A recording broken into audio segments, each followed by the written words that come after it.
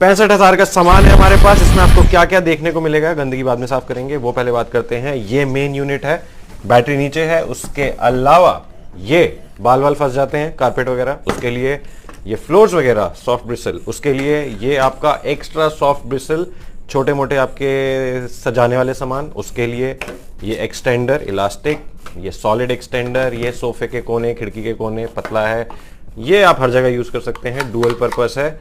उसके अलावा ये सॉलिड कुत्ते के बाल, खुद के बाल सारे निकालेगा, कोनिकल टेक्नोलॉजी यहां पे है। और क्या है, बस इसका नाम है डाइसन V15 डिटेक्ट एक्स्ट्रा।